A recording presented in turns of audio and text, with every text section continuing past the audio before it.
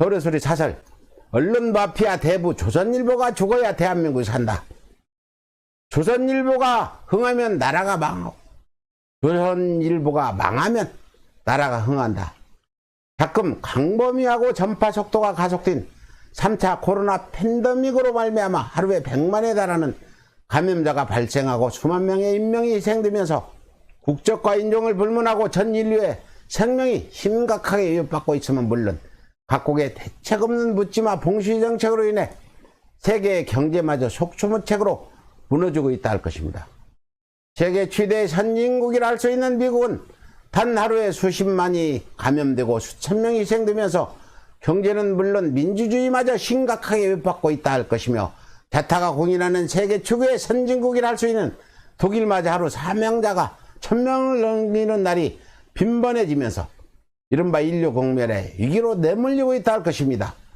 하지만 우리 대한민국만은 준비된 촛불 정부를 중심으로 한 국민들의 공동체 정신으로 말미암아 타국에서는 찾아볼 수 없는 사이비 종교와 취미 수구 세력의 준동에도 불구하고 1, 2차 팬데믹은 물론 막강한 3차 팬데믹까지 효과적으로 방어해내면서 WHO도 인정했듯이 명실상부한 모범국가는 물론 덩달아 경제까지 세계를 선도하는 초인류 선진국으로 발돋움하고 있다 할 것입니다.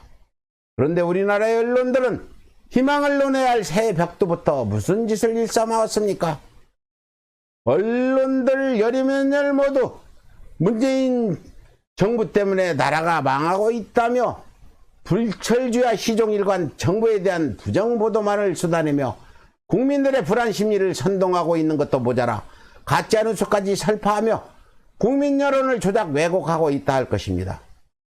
이제는 하다못해 조사인 수까지 조작해 정부의 부정적인 여론을 악의적으로 도출해 놓고는 포털 사이트를 정부 비난 보도로 도배하는 한편 그나마 조작 정도가 덜해 정부의 조금이라도 긍정적인 여론조사 결과에 대해서는 아예 거론조차 하지 않는 등 언론들의 여론 조작이 날이 갈수록 더욱 교활하고 악랄해지고 있다 할 것입니다.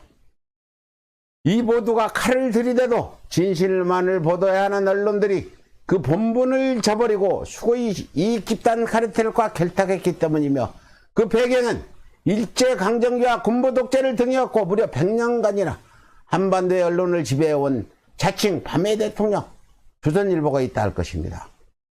다시 말해 패륜 조선일보가 망국적인 언론 마피아 대부가 되어 대한민국 국정을 농락해왔다 이 말입니다. 이른바 패륜조선의 권세가 얼마나 막강했던지 조선일보 일개 부장이 경기지방경찰청장 집무실에 쳐들어가서는 대한민국의 대통령은 조선일보가 결정한다며 협박까지 한 일처럼 일삼았을 정도이니 조선일보의 사주 일가가 여배우를 상노리개로 전락시켜 죽음으로 몰아가도 무지요. 심지어는 아내이자 어머니마저도 정신적 육체적 학대로 자살시킨다 한들 아무런 죄도 추궁할 수 없다 할 것입니다. 이렇듯 조선 방가 일당의 배로는 인간의 탈을 쓴 사람이라면 절대 해서 안 되며 절대 할 수도 없는 희대 패륜이었다 할 것입니다. 하물며 남편도 모자라 그 자식들까지 아내이자 어머니를 감금하고 폭행한 것도 모자라 발가벗겨 결박까지 일삼았다 하니 이 짐승만도 못한 이자들을 어찌 인륜을 따르는 사람의 자식이라 할 수 있단 말입니까? 자고로 인륜을 저버린 왕국은 대를 넘기지 못하고 몰락을 면치 못했습니다. 이런 이유로 조상들은 인간이 먼저 되라 후손들을 가르칠 수밖에 없었던 것입니다. 사람으로서 인간의 도리인 인륜을 따라야 사회 질서가 유지되고 모든 사회의 구성원이 사람답게 살 수 있다는 우리 조상들의 오래된 지혜였다 할 것입니다.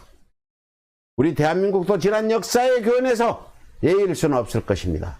무릇 나라와 언론은 공동 운명차례했습니다.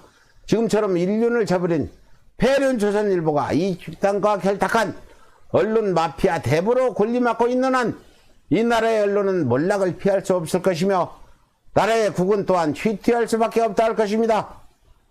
결과적으로 패륜 조선일보가 죽어야 대한민국이 번영을 누릴 수 있다 이 말입니다. 이상 서울의 소리 사설이었습니다.